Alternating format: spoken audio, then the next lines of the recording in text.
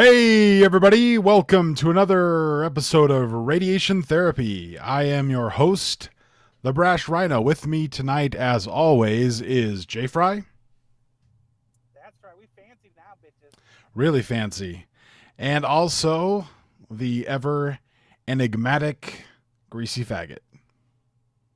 What's up? Hey guys, how you doing this week? How has your last week been? Can I die now? Can you die? I mean, I guess you can. We might miss you. I'm gonna hold off on answering that till I see whether this thing with greasy pans out or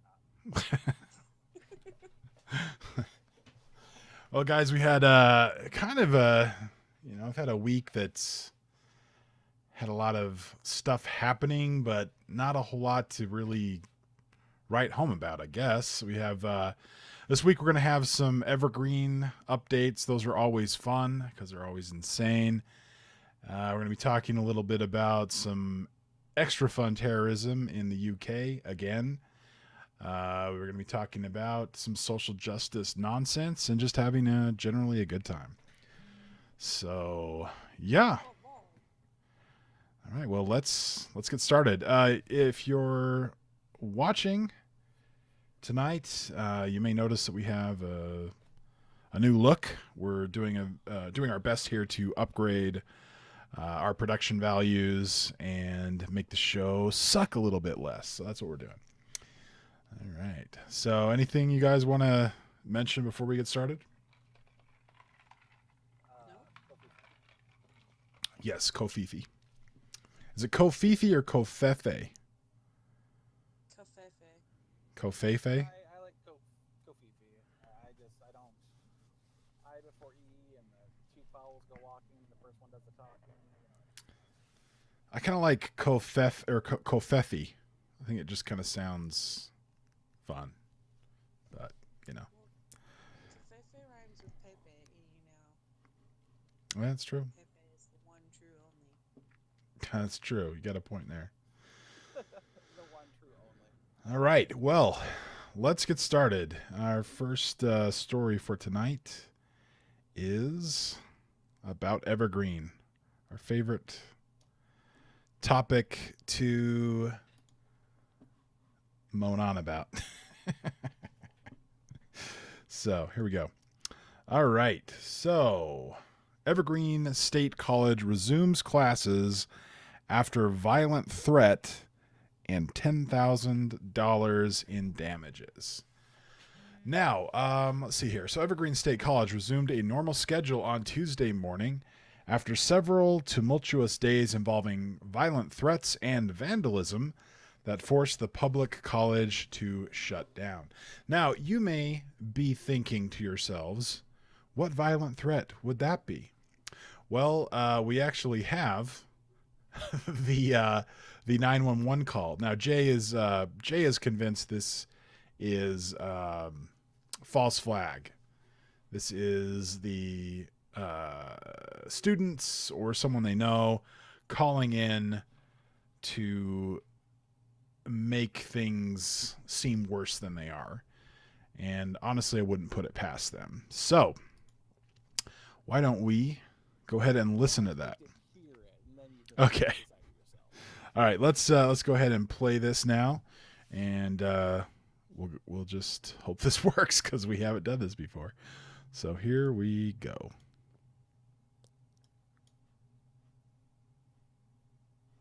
I wonder. I can't tell if it's playing. Oh, never mind. Sorry. Dispatch. There we go. Hello? Hello, dispatch. Can I help you?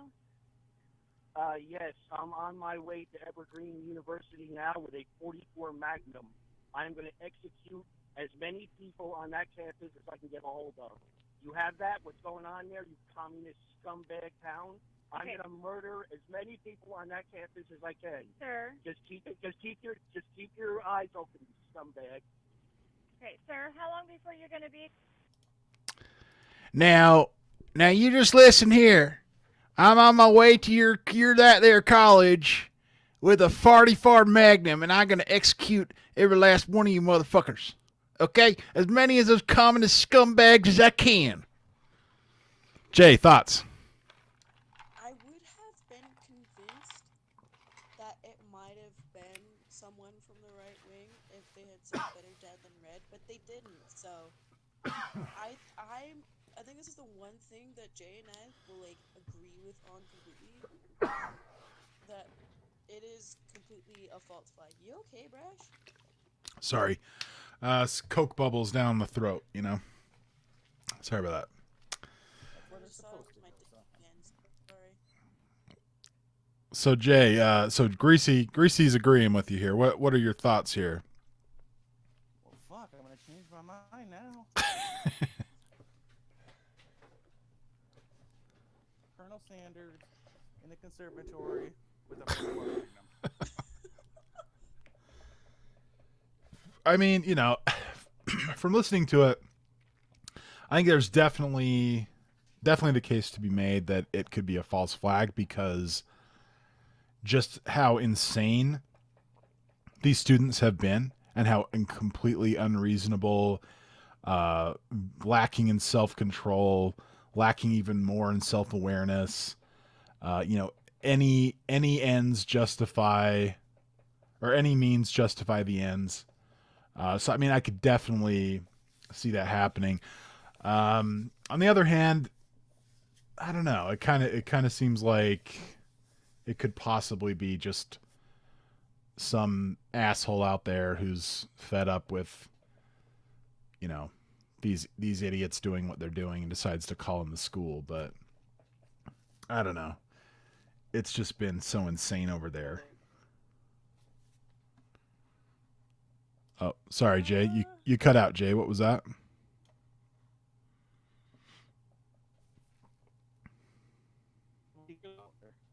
Oh, we keep losing you, Jay. One more time.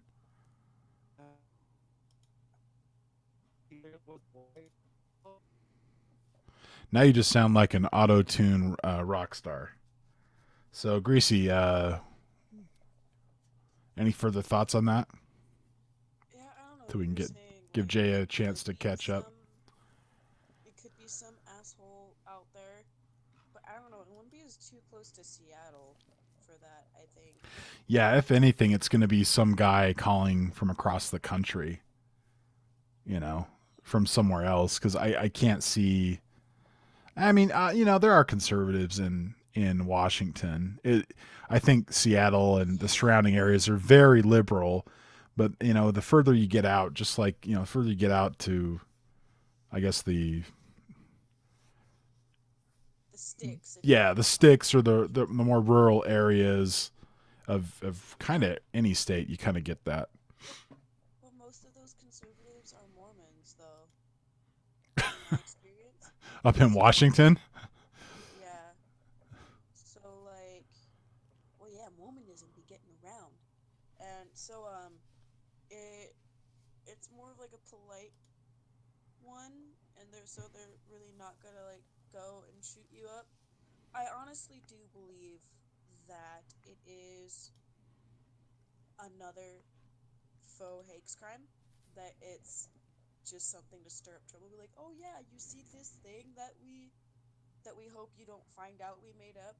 This is totally supporting our narrative, because remember, they are embarrassed right now that that video got out of their protest, and they want it taken down.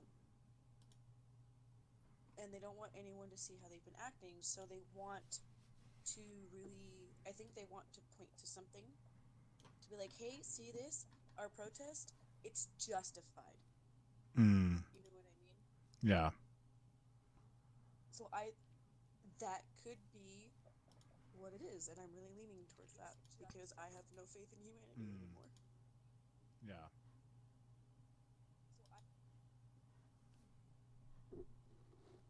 Oh, did I lose you, Greasy? No, I'm here. I Oh, just stopped okay. talking. Sorry.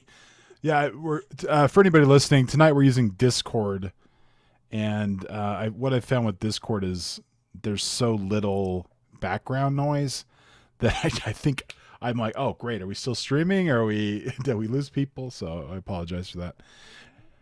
To be honest with you, I'm not even sure if we're live. We are. We are. Okay, because I didn't get a notification. Yeah, it didn't Sitting here it didn't watching send this. it out. I'm not quite sure why. So It doesn't even say on your channel that we are. Oh, we are. there it is. There she is. Cool. That looks pretty So cool, though. do we have Jay? Are we still Jay? Are you back? Jay, Oh, dang it. don't I tell think me we what. lost him. Oh boy. Okay. Well, that's all right. Well, he was driving, so he That's probably true. just lost signal for a little bit. All right. Well, we shall proceed on. Hopefully, we'll get him back soon. Let me check the Discord. Let's see here. Yeah, that's what I think about that whole thing. It's still showing he's in in Discord, but I'm not sure. So, all right, we will continue on. Let me just pull up the article again, and let's see here again. Sorry, everybody listening. We're doing a whole new interface today, so I apologize if we're not quite as streamlined as we have been in the past. So, okay, so. While law enforcement officials searched the campus and found no credible threat related to the call, an incident of vandalism on Sunday night led to $10,000 in property damage, according to the county sheriff's office. Now, I know what you're thinking. You're thinking that somehow white supremacists snuck onto a campus, crawling with SJWs, protesting 24 hours, 7 days a week, and vandalized the school. I mean, what other explanation could there be for that? I wasn't thinking that at all. Oh, right. It wasn't that at all. Jay, what do you think? I was thinking it was actually, SJWs. Yeah. And did you see the photo of, I can't remember what the hall was called, but it was named after the previous president who was a black man. And on there it said, Evergreen is racist. They spray painted it on the hall. And white supremacist faculty or something like that. I thought that was very interesting, very funny. I would wager that most of the students had no idea that guy was actually a black man before spraying that on there. That was pretty great. So, let's see. This year, the program included, talking about the day of absence, day of presence. This year, the program included an optional anti-bias training for white students off campus and an optional educational program for students of color on campus. In response to backlash, Evergreen State has emphasized that its day of absence programs have always been optional and said no white students or faculty members have ever been asked to leave the campus. Yeah, but I mean, there seems to be a lot of consequences for students who might not want to leave campus because they're white. I mean, there certainly was for the professor, Mr. Weinstein. He said, yeah, this isn't a good idea. Maybe we should, not segregate the students. And they wanted to basically kill him. Pretty much. At least steal his job or take his job. Definitely. I don't know. They're out for blood. I think. Why do you say steal his job? Are you being racist? Yes, I am. No. They want to take his job, destroy it. I think it's kind of stealing. His job It's like it was a new Huffy. It's kind of stealing it. They want to get him out of that job for no reason, for no good reason. The guy didn't do anything wrong. I'm pretty sure he's racist. He said phenotype. That's true. He did say phenotype. Everybody knows if you say phenotype, you're automatically a racist. So, yeah. All right. I love this next line. Evergreen is not alone in colleges currently experiencing conflict. Yeah, you think? This kind of shit's been going on way too long. But because of our long-standing commitment to open and respectful debate, yeah, it is imperative that the campus dialogue reflects these values. So I guess that's actually a good deal there. The tumultuous events of the last week have revealed the need to delve further into issues of diversity and equity at Evergreen. I don't think it's the opposite. I think they have revealed the need to delve further into issues of diversity and equity in Evergreen. No, it has revealed the need to delve into expelling students for breaking honor codes and politeness, being polite, being reasonable. They can't even interact with the faculty members without screaming profanities in between their demands. I don't think the problem is equity and diversity. I think it's you people are insane and need to shut up. Yeah, this is definitely a problem that they made for themselves. They Oh yeah. allowed these students that, honest to God, remind me of fucking 5-year-olds. Oh yeah.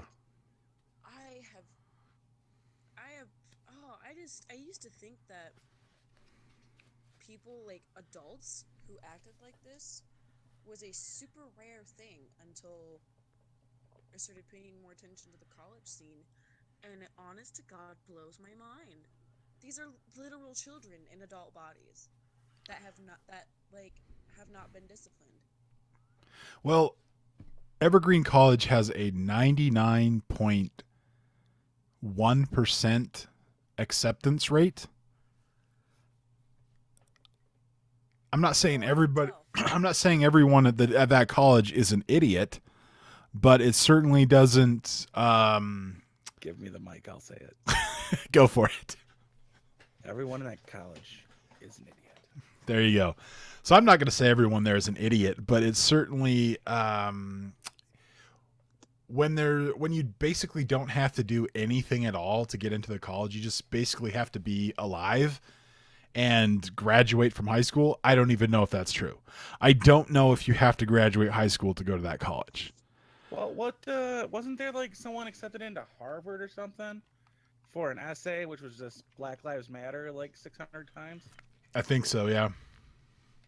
That could be fake news. It's not a first time. Why don't you look it up?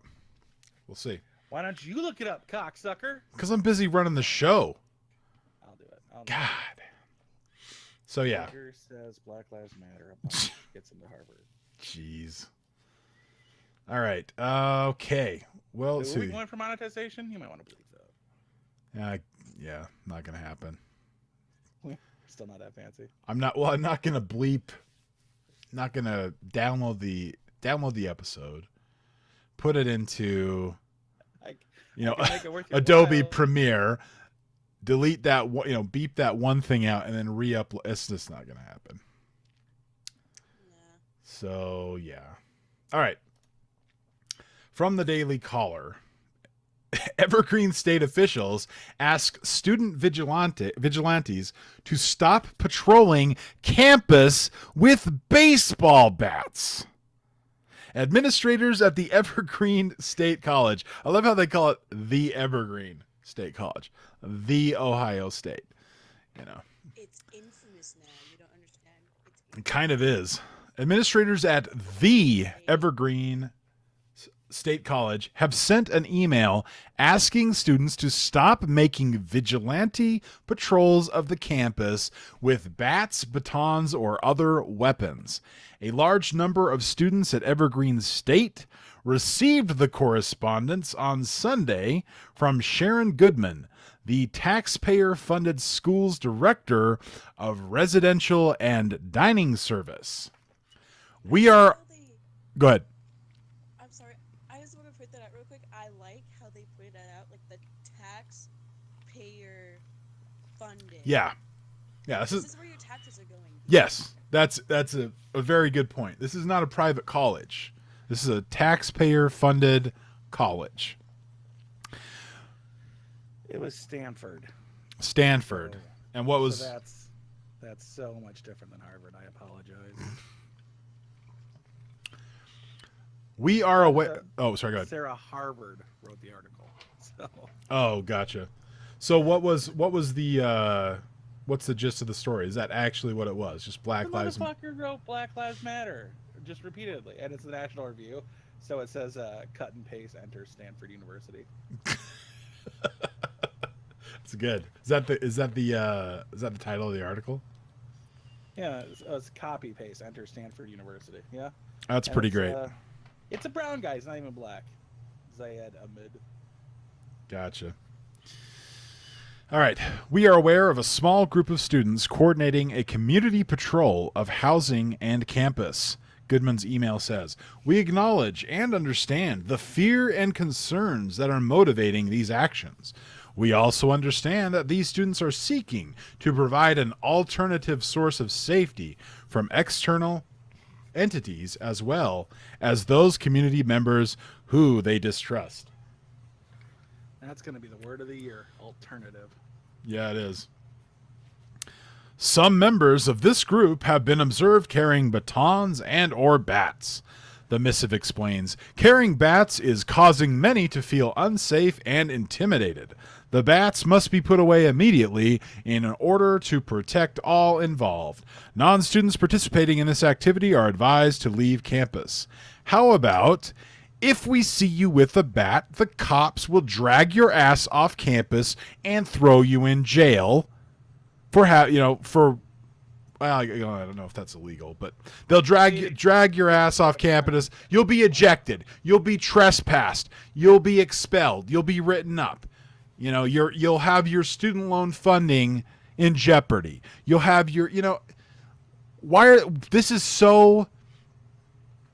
is worded so they don't want to step on the toes of these kids roaming the campus with baseball bats. What exactly are they protecting the student body from? Thought. I was thinking too. It's like I'm wondering about the hysteria batons. is way out of control. Well, Like, are these nightstick batons or actual freaking twirling batons? these are nightsticks, guaranteed. I don't know. Have you seen the picture? No, I have not. There Is might there- be some streamers at the end of this. Oh my, oh my God, there's the photo. Okay. Do we have picture showing technology? Do we Yeah. have it yet? Oh, it's up. It's up. There it is. Wow. I don't even know what to say. Yeah, I guess I would not be intimidated by that group, if I'm being completely honest. Well, I don't know. You get all of them around you with bats, and it can go like. I once was surrounded by little people, and I started panicking a little bit. And they weren't even mad at me. I just didn't want to step on anybody. But it's what it is. So we've got Rosie the Riveter in back with her friend, some other Riveter. You've got the alien from, oh man, what's that? Futurama. It looks like there's an alien from Futurama with some kind of green beehive on her head. And yeah, they got a ginger. Of course, they have a ginger. and then a girl in blue with a pink bat, and then a man in pink with a wood bat. So yeah. I don't really think we should be putting out genders right now, man. It's too soon. Oh, sorry, Z's there. Yeah, this is insane. Okay, yes. Holy crap. That's Oh my god, could you imagine them reporting really to funny. police? Yeah. There was a person, and I'm not going to take their agency from them, but they looked like they could have been, if I was being honest with you, and like everything was out there, male. Definitely white. Probably male, He did have a lot of facial hair. Um, he was not um, not not very tall. He wasn't tall at all. He was anti-tall. Is that what we So, can figure out? did you notice what ethnicity this person might have been? I mean, Probably a. how else would you describe them? How would you describe this person? Did you see the freaking tweet sent out about an attacker and they blurred his fucking face? No, It that was doesn't like surprise me Monday. at It was all. be on the lookout for this fucking guy who goes around stabbing people, and they covered his face. Well, there was another one that I saw this week where it was three black guys. I think, yeah, they kidnapped and murdered a mother. No, broke into her house and shot her. She was 7 months pregnant with a brand new baby. They had like a 1 year old, and she was like 7 months pregnant. Just shot her and killed her, and the news refused to give any description. Just said three males, and they're still at large. Okay, well, who should I look for? Males is pretty that you know. Half of everybody. Well, let's see. For a further description, I believe that one of them was wearing a black T-shirt, one of them was wearing a blue hoodie, and the other one was wearing a white T-shirt. So there's that. Oh, okay, that's helpful. Thank God they never changed their clothes. Yeah, it's pretty lame. Okay, so enough evergreen nonsense. I don't know. It's got to be. I mean, the semester's got to be out by now, isn't it, or pretty close to it? It's what, June 8th? Maybe a week at Maybe. most. Let's just hope that this all dies away when school lets out, and that'll be that. Just, just hope it all dies. All right. All right. Next, our On fire. from social justice insanity to social justice insanity, we're gonna read an item from the Daily Mail. Like I said, Dylan Roof did nothing wrong. Oh, who do we got? Coat Rack. Hey, buddy, how's it going? Hey, Always repping the roofster. Yeah, you are. And for the record, he did a lot wrong. Just gonna throw that out there. Your last story just explained why he did nothing wrong. I mean, Okay, all right. Let's dial it back about 10, 25% there, bud. All right, just dial it back about 20%. Let's just say 20%. okay, 20% off. Okay. Well, he did something wrong, and the thing is, I mean, there was way more than 9 people there. He could have gotten so many more. Oh, for Christ's sake, Actually, that's enough. Shut your Okay, never mouth. mind. I'm sorry. There was only one person there, and there was also a bunch of niggers. Oh, Rethinking that whole downloading the episode now, aren't you? yeah, I really am. No, bad Coat Rack. Bad. If I had a spray bottle, I'd spray you in the nose. Okay, I finished reading that script Greasy gave me. Okay. All right. Oh, fuck you. Don't No, do I that can to see. me. So I can say how I feel. all right. So from the Daily Mail, feminist writer attacks the Beatles, Sgt. Pepper for taking pop music away from girls and making it the music of men. I mean, what assholes the Beatles are. Seriously. So in case you didn't know, Sgt. Pepper, the album Sgt. Pepper had its 50th anniversary this past week or so. And so now it's no longer 20 years ago since Sgt. Pepper taught the band to play. It's now 70 years ago. So, left-wing writer Amanda Marcotte slammed seminal Beatles album in column. All right, so let's get into this. A feminist writer has attacked because it's so just like everything social justice, it's just insane. It's insane, and who sits around thinking this shit up other than feminists? See, I remember when it was the Beatles and Elvis was stealing rock from black people. Yeah. Hey, Brash, Yeah. Dan wants you to know that the audio is only coming from the left ear for you. Oh, really? That sucks. All right, I'll see what I can do about that. Thanks, Dan. Okay, so let's see. Hey, Greasy, do you have that article up? Yes. Okay, I'm gonna see if I can fix my audio. You want to go ahead and read that? This is gonna be Well, hilarious. hopefully my audio is better too, because they've been saying I'm super soft, but here it goes. A feminist writer has attacked the Beatles for taking pop music away from girls and making it the music of men. Amanda Marcotte slammed the Fab Four's seminal album Sgt. Pepper's Lonely Hearts Club Band, which celebrated its 50th anniversary this year because it, quote, repelled the female gaze. Marcotte, who writes for left-wing U.S. website Salon, resents Sgt. Pepper because it transformed the Beatles from being a band teenage girls could enjoy to respectable art aimed at grown men. The writer claimed that when Beatlemania first took the world by storm in the early 1960s, teenage girls were roundly mocked for their hysterical fandom, which she described as an uncorking of repressed lust. Marcotte added that teeny boppers like Lennon, McCartney, Harrison, and Starr because they wanted to, quote, fuck the Beatles. However, she claimed the change in the Liverpudlian band's image. Yeah. Liverpoolian. Liverpudlian? Does it say Liverpool? Liverpoolian? No, it's Liverpudlian. Oh, okay. Sorry. You say so. That's what I'm reading right now.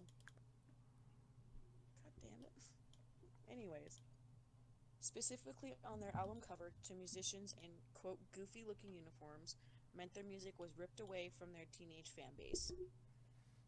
How? She wrote on Salon, Sgt. Pepper is a good pop record, don't get me wrong, but it's a record I resent because it helped cement this notion that music for girls is silly and music for men is artistically significant. Quote, it's a notion that is doubly appalling because history shows time and time again that girl tastes are the ones that are ahead of the curve. Her comments are sure to enrage Beatles fans, with the 1967 hit regarded as one of the band's finest and most popular albums. Sgt. Pepper also sold 32 million copies and is often rated one of the best pop albums of all time. How exactly is dressing in goofy uniforms taking it away from women?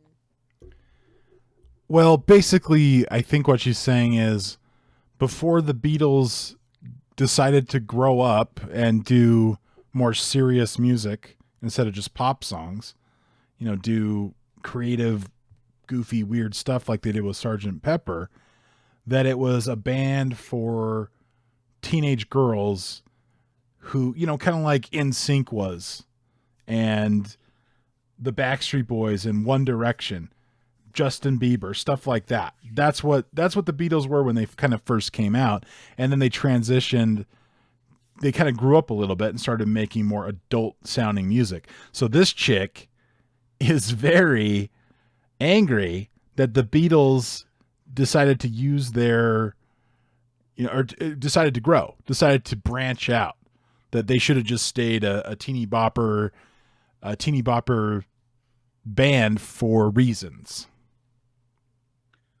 I don't know about that. I mean, we're talking about the Beatles. Obviously, we're talking about the '60s, but then, I mean, there's Guar.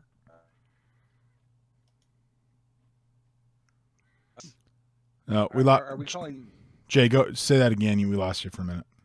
Twisted Sister, Guar, Kiss? Are we calling those chick bands? I mean, those are some pretty made up fucking groups, and they all. Sorry, you cut out again. They all what? I have no idea what's going on. Guar, Kiss, Twisted Sister. Those are all seem to be dude music, and they had some pretty auspicious outfits. Yeah. They did. Hmm. But the whole I don't understand why this woman, this Marcotte chick here, seems to believe that the Beatles should not have been free to grow. They should not have been allowed to grow as artists, to branch out, to mature. That they should have stayed, teeny bopper performers. I don't know. It's just more lunacy. It's Yeah, control that's is what it is. Xanfan pointed out in the comments too. He said so she is pissed that they decided they were tired of being fucking child idols. Yeah. And I love how she takes their choice. See, she is denigrating them for choosing to wear what they want. Well, they were asking for it. Yeah, I guess so. Boo. So yeah, because okay, it says here, slammed the Fab Four's seminal album, Sgt. Pepper's Lonely Hearts Club Band, which celebrated its 50th anniversary this year because it repelled the female gaze. You know what? Sorry, but these men do not owe you anything. They do not owe you any. They don't have to be eye candy for you, princess. They don't have to be sexual objects for your gaze, for young women's gaze. They are their own persons. They can do what they want. They can choose for themselves. Apparently, that's no longer something that feminists approve of. Yeah. That's just ridiculous. It's just another way to control what is being out there. But you see it with every pop girl who's a little kid selling to little kids. They're all poppy and pink and bubble gummy. Yeah. And then they're whoring it out there with a boob or a vagina flash, and they're into adult after that. Because we've seen their parts. Maybe a sex tape release, and they go from being a kid entertainer to an adult entertainer, or your crazy ass Miley, whatever the shit she does to be fucking that job that she is. So Jay, I've got an assignment for you, mate. Good God, what? I want you to write an article this week, chiding Britney Spears and what was her Christina Aguilera, chiding them for no longer dressing like, provocatively, as far as bikini tops and tiny little skirts and things like that. They're now older. They've matured. They dress a little more classy now, and I think that is wrong because it repels the male gaze. So I want you to write an article on that, and we'll get it submitted to Huffington Post or Salon or whatever rag publish this one, and see if they'll print it. I think we all know the answer. They will. So, all right. Any other words on that, guys? I think my title will start typing with your knuckles. How a week of carpal tunnel leads one author to a very dark place. All right. Okay, guys. Anything else on that?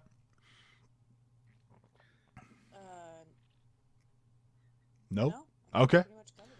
Let's go. Oh, dang it. Let's see here. Reload that page. Next article, again from the Daily Mail. Nursery worker is left with broken ribs and needing stitches after she was punched and kicked to the ground. Oh, come on, webpage. To the ground and Oh, slashed. did you see how she was dressed? Yeah. Speaking of hitting baby one more time. Hitting baby. Okay. Slashed with a Stanley knife by three girls shouting, "Allah will get you." So yeah, there's that. Victim named Katie. A nursery worker was left with broken ribs after she was kicked to the ground and slashed with a Stanley knife. Carrion Stevens, who runs Little Diamond's nursery in Herman Hill, London, said a member of staff was punched, kicked, and slashed with a Stanley knife while on her way to work. The victim, named as Katie, was walking down Wanstead High Street in northeast London when she was set upon and knifed, according to her boss. She was attacked from behind, stabbed in the arm as her assailants chanted Allah. However, police are not treating it as a terrorist incident. I don't know why. Nearby schools sent out emails telling parents they were on lockdown after the attack at about 9:30 a.m. So they pulled her to the ground, punched her, kicked her. One of them pulled out a knife, cut her arm from her wrist to her elbow. Jesus, that sounds awful. Good Lord. Victim did not know the attackers, who fled the scene when a passerby intervened. Don't know. I don't believe there were any arrests yet. She had some broken ribs. Victim described as a white woman was attacked by 3 girls dressed all in black, less than 10 minutes walk from the nursery.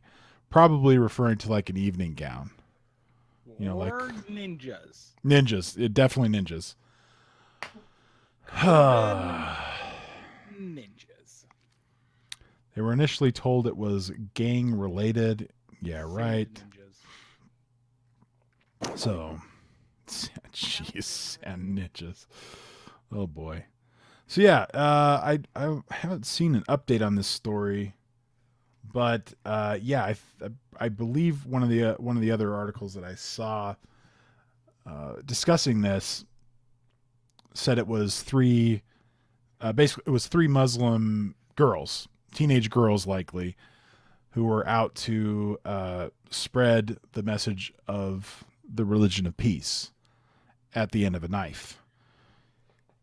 So there's that. So yeah, London, you need to get your shit together, and you need to take care of this problem. You cannot be in denial any longer that this is a problem.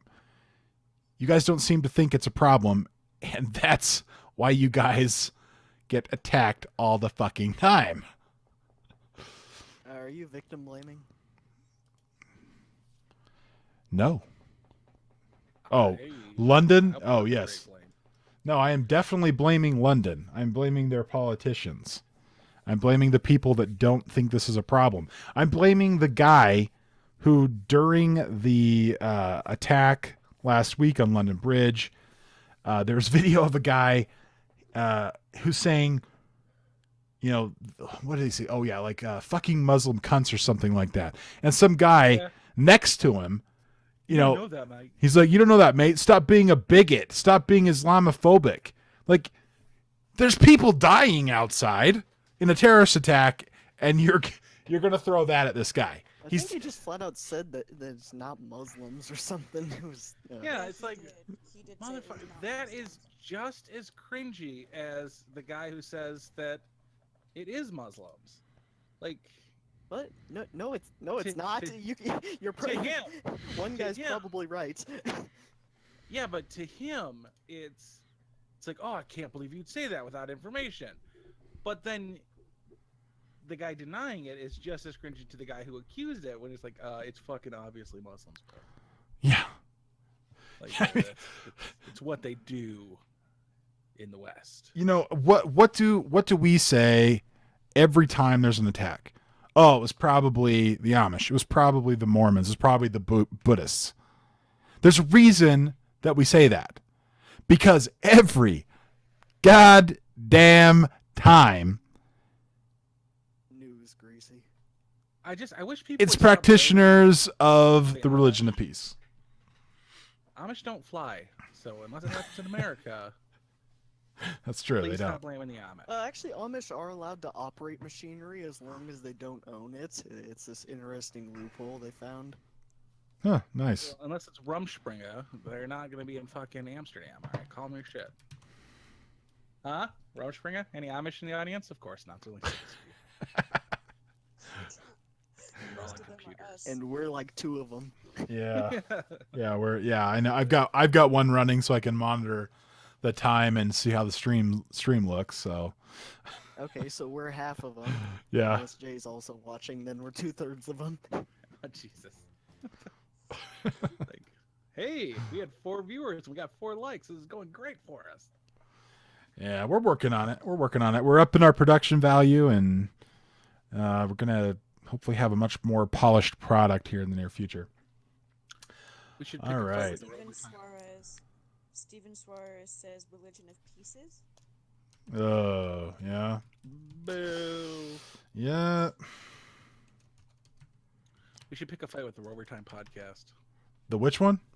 The Rover Time podcast, they're relatively new, so they're about our size. And I think we could take them because Stan's pretty old.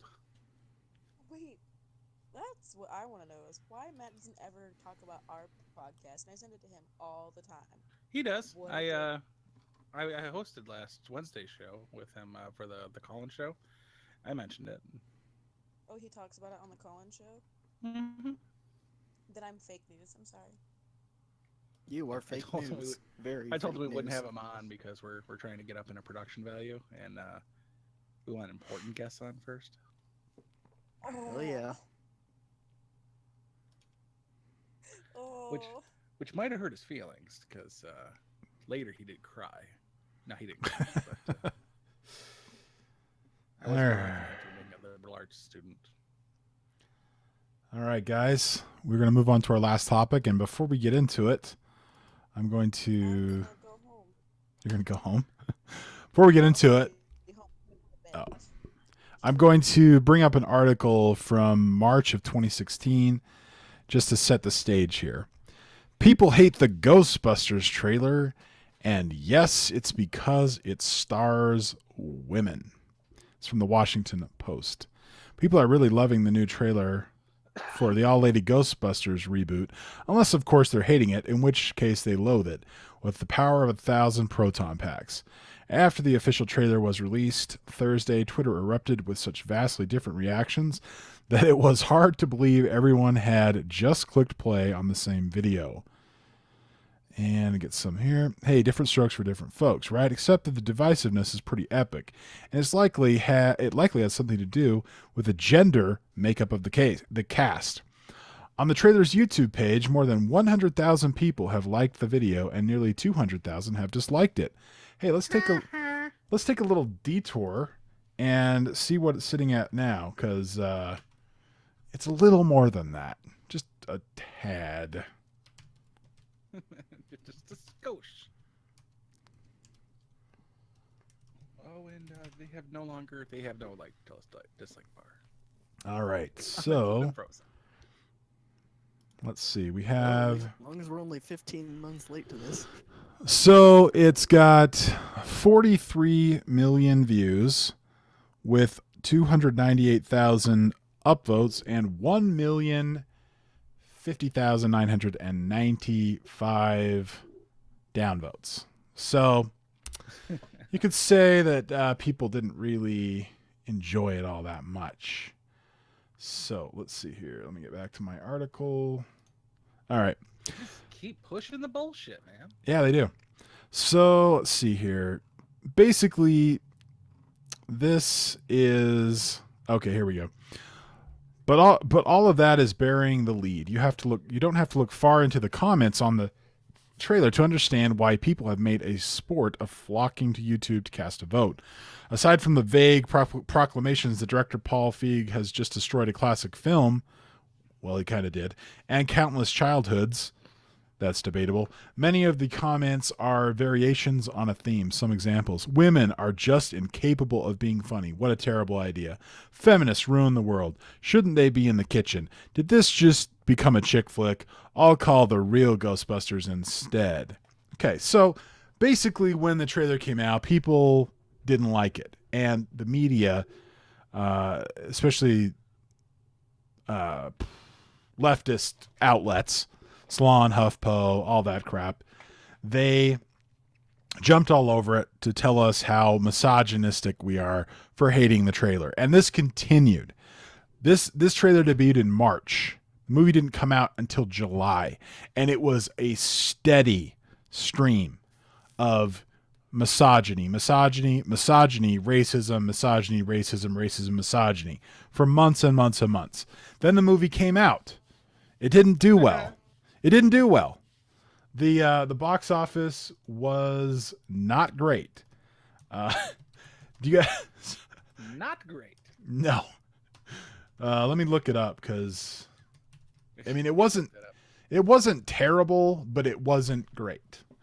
Let's see. But then again, it got glowing reviews. Glowing reviews. People who went there posted they were going there before they went there. Yeah. Well, like it was like it was almost like a march. like I'm going to see new Ghostbusters, and I'm gonna love it. That's basically the message. Yeah, and I'm gonna love it no matter what. And it's gonna be great. Yeah, because they had so much. They felt like they had so much writing on it. Like, you know, if the movie would just succeed, it would show all the misogynists that it was that they were wrong. You know. Yeah. So. Yeah, but on Rotten Tomatoes, this is kind of interesting. Critic rating, 73%. So it's certified fresh, right? 73, that's pretty good. Average rating was 6.5 out of 10. Reviews counted 316. Fresh 231. Rotten 85. Now, what do you guys think the audience score was? Oh, I saw it. It was 6. No, I have no idea what it was. 53%. Now, usually, what you'll see is so a To answer go ahead. A question from our live chats, yes. What was the question? No, Steven wanted to know if Leslie Jones is still on Twitter because he was too lazy to look it up himself, so I did for him. You're welcome, Steven. I got in on the ground floor of that blocking. Nice. Yeah. I was blocked right around the same time Milo was for pretty much the same thing, talking about Harambe being pissed about something. So if you guys look up like the newest Transformers movie, the one that came out a couple years ago, that was those shit one too. Oh, of course. Well, they were all shit. So usually what'll happen is you'll have I know which one we're talking about. The Transformers movie will have a really low, you know, like 20% or something atrocious like that, if that. And then the audience score will be like 70, 75%. Because usually critics hate those types of movies, and the audiences generally like them. So you can see what was happening here. I mean, we can intimate what's happened here. That there were so many critics who either felt pressured to give it a good review, or felt like they personally wanted to give it a good review because, you know, the feminist narrative, the misogyny narrative. Yeah, probably.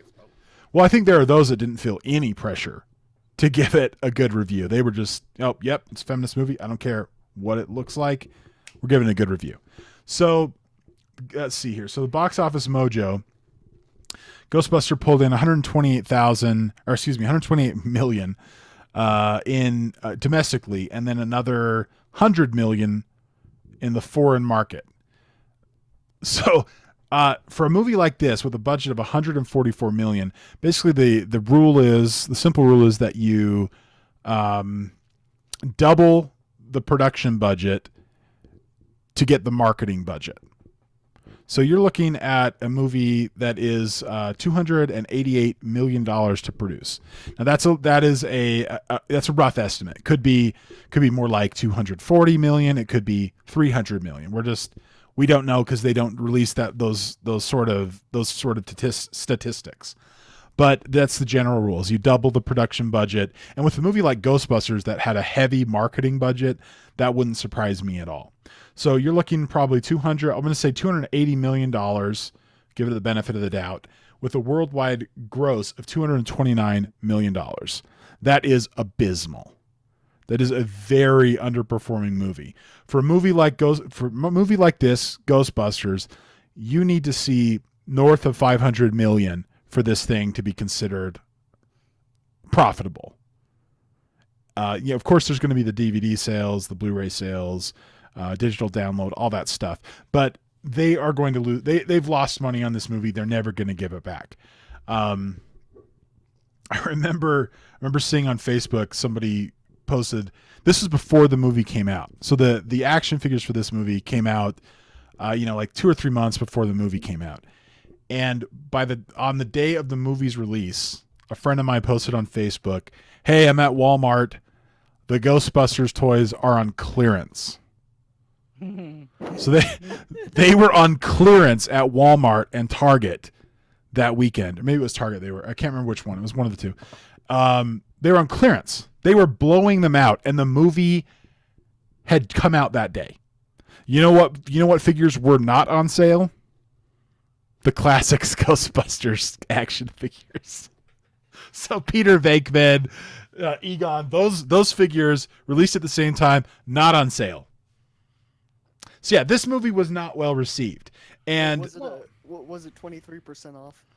I kind of did the math on it, and it was something like, the figures were, I think they were 50% off or maybe more, maybe 60% off.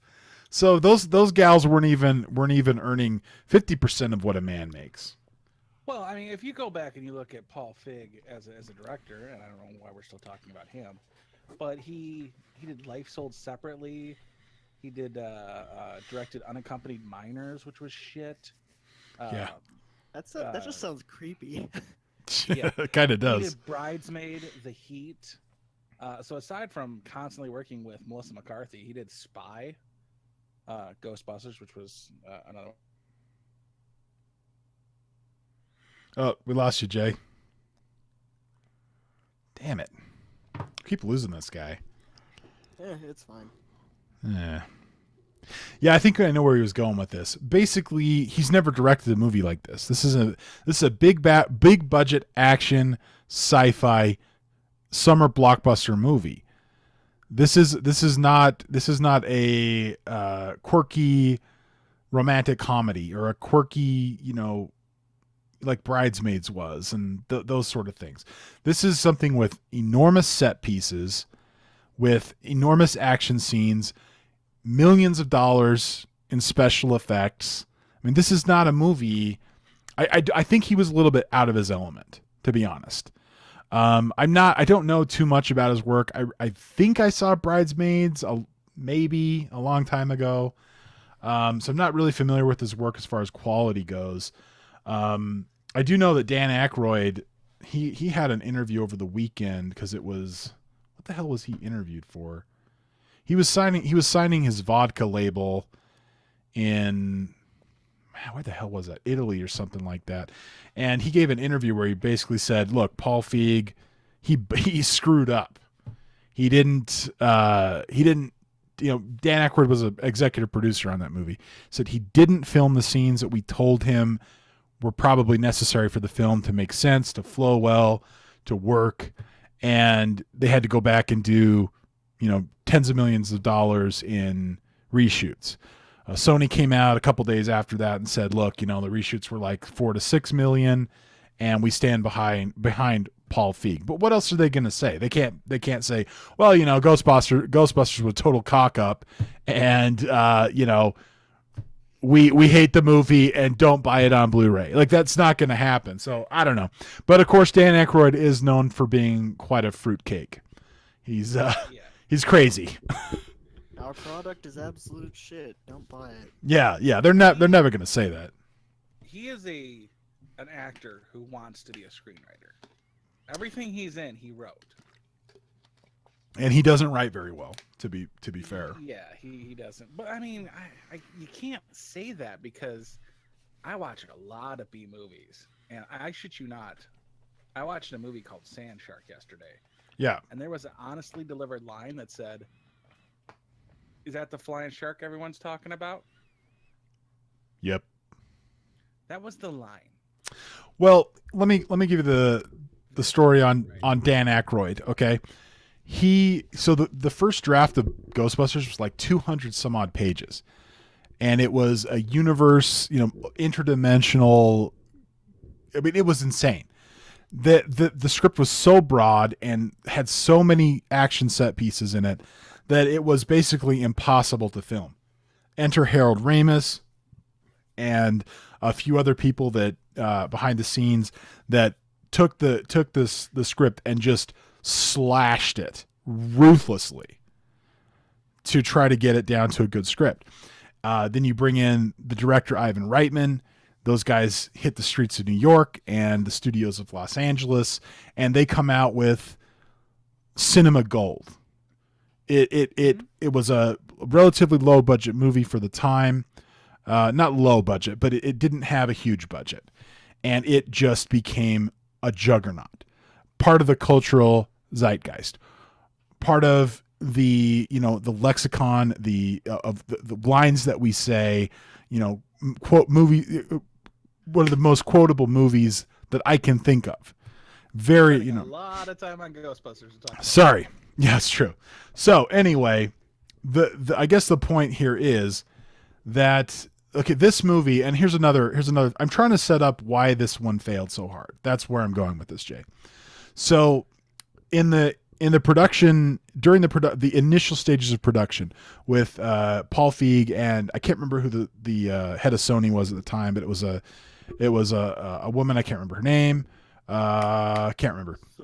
So they were emailing back and forth, and basically the gist was, we want to do a feminist movie. What do we got? We got Ghostbusters. Let's do it as a feminist movie. And that was basically where they started from. We want to do a feminist movie with a political agenda, and we'll just figure out the rest after that. Terrible way to start a movie. Absolutely terrible. So, but again, movie comes out, movie doesn't do well, and it's nothing but article after article after article about misogyny and racism, and why people who don't like the trailer or the movie are racist, they're misogynist, and they're just pissed off because now there's girl Ghostbusters.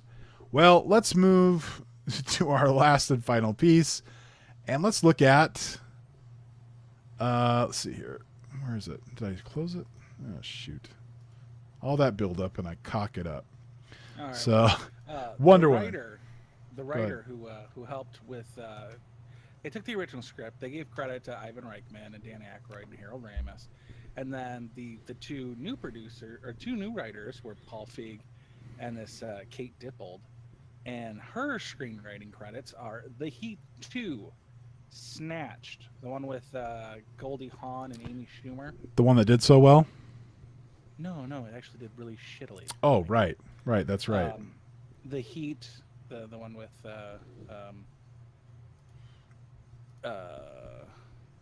former Fatty and Sandra Bullock, Melissa McCarthy. Yeah. And then that's really it. A couple of UBC comedies, Star Surveillance and Mad TV and Parks and Recreation. She never should have been writing a major blockbuster movie in the first place. But this is the vagina pass she got to do it. Yeah, it very, very, just all around, just bad idea. And so fast forward to last weekend, and Wonder Woman, directed by a woman. I'm not sure who wrote it, but directed by a woman and starring a woman. This is the first superhero movie led by a female character since Catwoman in like 2004. And before that, I think it was Supergirl from like 1987. So it's not common. It's all dudes. What's Alan Heinberg, Zack Snyder. Who wrote it? Jason Fuchs. Okay. And William Marston. But a lot. He's the original creator. But yeah, all dudes. Who wrote the screenplay? Does it say? Yeah, the screenplay is by Alan Heinberg. Okay. So, but I remember a lot being made of, hey, we have a female director. And that was, I can't believe that was not a conscious decision. Warner Brothers was probably going, hey, we need a female director for this female-led superhero movie, which is fine. Doesn't bother me.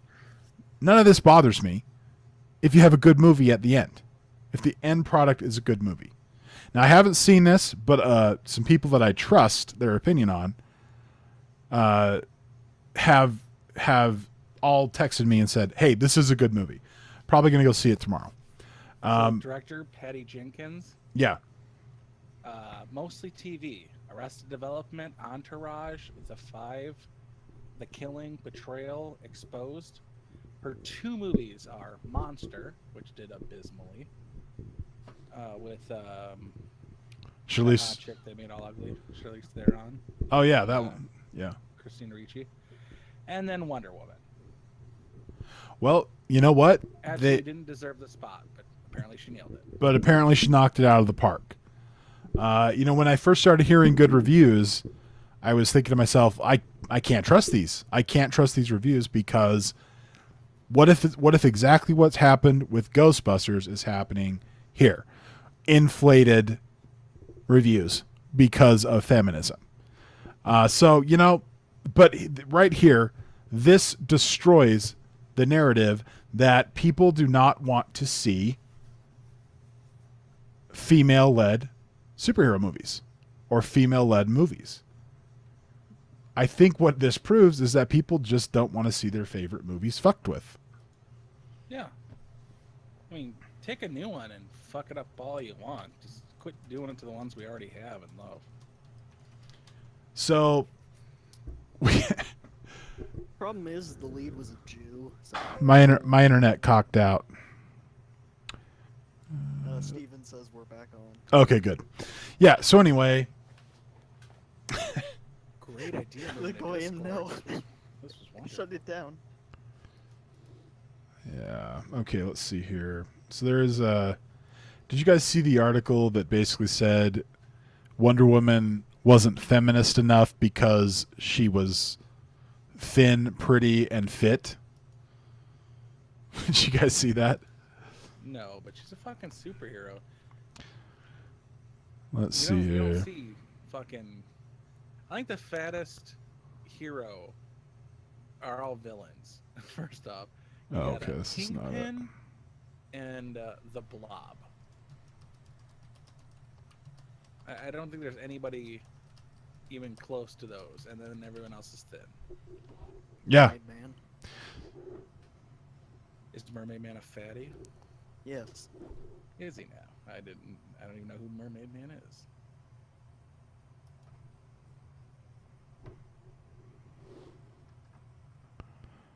All right, guys. This looks like a feminist writer from Slate. I wish Wonder Woman were as feminist as I think it is. While reading my colleagues' laudatory reviews of Wonder Woman this week, I kept wondering if I'd blacked out during some essential scenes. Wonder Woman made me finally see the importance of female representation, Dana Stevens wrote on Thursday. Two of Slate's male editors compared notes on which parts of the new DC Universe film made them cry, "Pussies!"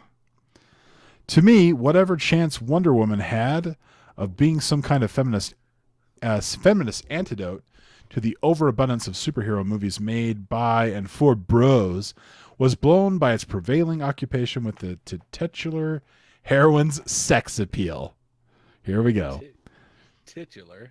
Yes, titular heroine's sex appeal. Characters frequently note that Gal Gadot's Wonder Woman, who goes by Diana in the film, is the most beautiful woman you've ever seen. Her male companions in the fight against Germany's World War I forces drool behind her back at the notion that there may somewhere be an island full of women who look like her with no men in sight. When she walks into a room, even dressed in a plain gray suit and bowler hat instead of her usual sensual armored leotard, men go silent and stare. I'm both frightened and aroused, goes one character's response. So basically, they're pissed off that she's too attractive. This chick is pissed off that Wonder Woman is too attractive, and what do they want here? What does she want? I wish she would just spell it out. Okay, so do we need a? More specifically, she seems jealous of the character getting such attention, I guess, because that's what she seems to be focusing on is the male reactions to her. So That is quite possible, and you know, it to me, it just kind of, it's Wonder Woman. She's a superhero. She's not. I don't think she's even human. She is. She's like, isn't she like half god or something like that? I I'm not think sure. she was given the powers of the god, but I think she's just a Okay, so she has immense power. yeah. I mean, this is. I don't quite understand why this is a problem. I mean, it's a win if by the end of the movie Superman hasn't slapped her and thrown her in the kitchen barefoot and pregnant. Sorry, say again. So it's a win as long as Superman doesn't slap her into the kitchen and knock her shoes off in the process. Yeah, I mean, I don't. It's never good enough. You get it. This movie was made. This movie was made with a little bit of a feminist angle, not quite to the extreme that Ghostbusters was, but it does. From what I understand, it does have a little bit of a feminist angle, and so a feminist movie with a strong female character who's independent and don't need no man, comes out, is a wild success. Still not good enough. Still not good enough. Well, Themyscira, where she's from, pretty much is like the ultimate feminist haven. Yeah, there's no men at all. But they still look really hot. They're always in like bikinis and thongs, and they're fighting each other, and for some reason they all shave their armpits. Yeah. Okay. I mean, I don't know what. Yeah, I thought that was kind of funny too. They all shave their pits. They're all, they all have great makeup. well, yeah. That's They're even all how doing great. it's even how the apocalypse works. If you're a lady in the apocalypse, you still gotta shave your pits. It's That's true, right? Oh man. Well, guys, I guess that's enough for tonight. Did we lose Greasy, or is she still hanging around? Oh, she left like she half an left a hour while ago. ago. Oh, okay. She couldn't stand the Ghostbuster bullshit. She Nah, I outed the fuck out of here. I scared her out. So. All right. Well, it looks like I've got to fix my audio for next week because I don't know why it's only going on one channel. I thought I had set that up, but apparently it did not work. So, Move this shit over to Skype. This is not working out great. oh yeah, I don't know. I just learned how to set up Discord on this. I don't know if I want to learn Skype. But you always have the same problem, even when we were on Google Hangouts. I dropped out? Yeah, you drop out all the time. Only the last 2 episodes when I was in my car driving. Oh, that's true. Okay. All right, guys. Well, Korak, any final thoughts that aren't incredibly terrible? Dylan Roof related. Yeah, no Dylan Roof, no Jew talk, nothing like that. Just normal stuff. Well, what am I supposed to say then? He's like, I got nothing. You've completely tied my hands. I mean, I'm not that sexist. I mean, I'm very racist, but I'm not that sexist. So let's see. I got something. Oh, that's your endearing and, quality. Yeah, make a sandwich, something like that. I don't know. Have either of you guys seen Wonder Woman yet? Mm-mm. Nope. Okay. Well, I should be seeing it tomorrow, so I will report back next week. I've been very critical of the DC movies because they've been kind of balls. I mean, I think that's fair. So we'll see. I was not predicting good things for this, so hopefully I'm pleasantly surprised because I would love to see what they take themselves too seriously. Yeah, and that the Batman versus Superman was such a god awful mess. What a complete mess. The extended cut was a little bit better, but Damn, it wasn't. but then you're talking you're into 3 hours. Oh, And by God, is that a very, very long time to be in a theater or even in your living room, to be honest. I mean, that's a really long time to get bludgeoned to death with that movie. It's not a problem with the Lord of the Rings movies. Those are it's like 4 hours each, and they're great. Yeah, I've get the extended cut. They're that long. Yeah, they're pretty good. actually, I really enjoyed the extended cut of the Lord of the Rings. Everything that was cut out was hilarious. Yeah, I haven't seen the short version. Not that I have any reason to, but yeah. Yeah, I mean, I saw them in theaters, the original cuts, but I've seen the extended on all of them, and I like them better. They're funnier. They're just funnier that way. Like the part where Aragorn has Legolas fire at the boat, and Gimli knocks the bow, so it ends up killing somebody instead of being a warning shot. It's hilarious. That's pretty funny. Oh, okay. I always thought that was on. Oh, never mind. Huh. All right, guys. Well, that is it. We're going to go ahead and say goodnight. I've been your host, the Brash Rhino. With me, as always, is Jay Fry. Have a good one, guys. And we lost Greasy Faggot, but we did gain a coat rack. So, coat rack, thank you for joining us tonight. Yeah, of course. All right, guys. Here we go. Here's some outro music because we can now do that. So, I'll see you guys in a little bit.